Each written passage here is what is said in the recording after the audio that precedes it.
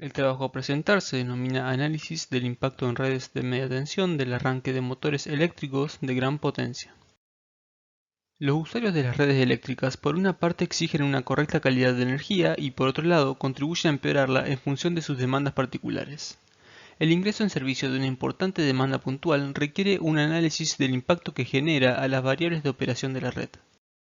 Bajo este contexto se propone como objetivo principal evaluar el impacto que genera una industria de extrusión de aluminio de aproximadamente 1 MVA de potencia instalada en una red de media tensión y como objetivos secundarios se propone efectuar estudios en régimen estático y transitorio de arranque de motores y determinar mediante un criterio técnico y económico la configuración de la red, el proceso de arranque y la operación de la DIM más adecuados.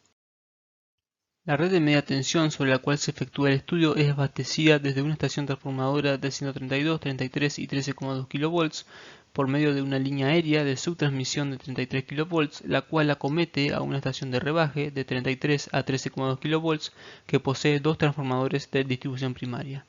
Desde esta estación de rebaje se abastecen 4 distribuidores de 13,2 kV y uno de ellos alimenta exclusivamente a la demanda industrial metalúrgica.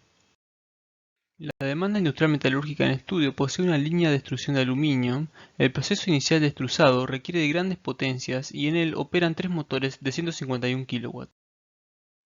Los motores 1 y 2 están destinados exclusivamente a efectuar el movimiento de la prensa, mientras que el motor 3 puede operar en cualquier momento dependiendo de las exigencias del proceso. Teniendo en cuenta esto, la condición más exigente se produce cuando los 3 motores inician su proceso de arranque en el mismo instante. Se realizan simulaciones de flujos de carga en régimen estático de operación.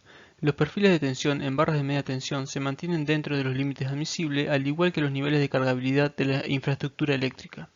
Ante eventos de desconexión intempestiva de la carga de la DIM, solo en el caso de desconexión total de la demanda en estudio no se cumple con el límite admisible en la barra local de media tensión de la DIM. Aún así, el resto de los nodos del sistema cumplen con las condiciones establecidas. Se estudian 3 métodos de arranque: el arranque directo, estrella triángulo y con valor de frecuencia, en este último caso considerando 2 rampas de aceleración de 10 y de 18 segundos. A su vez, se analizan 3 configuraciones de conexión de la DIM a la red. La configuración 1 en 13,2 kV mediante una línea de 50/8 mm² de sección. La configuración 2 en 13,2 kV con una línea de 95/15 mm² de sección. Y la configuración 3 en 33 kV con una línea de 95/15 mm² de sección. Además, se consideran 2 configuraciones distintas del instante de arranque de los motores: la secuencia 1, donde los 3 motores inician el proceso en el mismo instante, y la secuencia 2, donde el motor 3 inicia su proceso de arranque cuando los otros ya se encuentran operando en régimen estacionario. La conexión directa y la estrella triángulo son descartadas en estudios posteriores porque no logran un arranque exitoso. Por otra parte, con variador de frecuencia es posible completar correctamente el proceso de arranque en todos los casos de estudio. En ninguno de los casos de estudio la tensión inicial del proceso de arranque cae por debajo del 90% del valor nominal de la barra de la demanda en análisis, siendo este el límite a partir del cual se considera a eventos de este tipo como huecos de tensión. En la tabla a la derecha se exhiben las designaciones de los 12 casos de estudio donde son identificadas según la configuración de conexión a la red, la rampa de aceleración del variador de frecuencia y la secuencia de arranque. Los valores promedios de tensión se corresponden con valores normales de operación.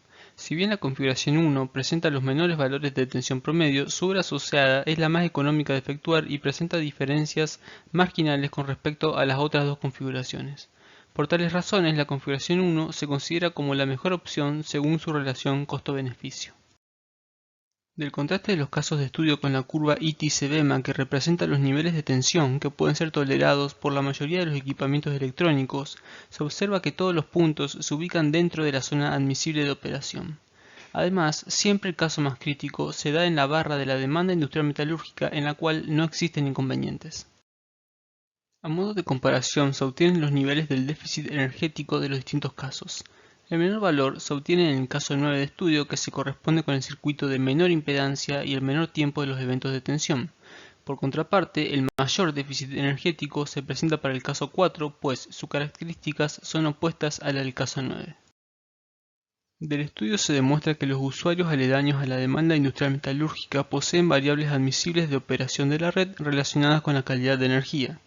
Se destaca la necesidad de la utilización de variadores de frecuencia para el funcionamiento en simultáneo de motores de gran potencia. No se justifican altas inversiones en circuitos de menor impedancia por mejoras marginales, y una demanda industrial con características similares a la estudiada no ocasionaría variaciones apreciables en la tensión en los nodos de media tensión aledaños. Muchas gracias por su atención.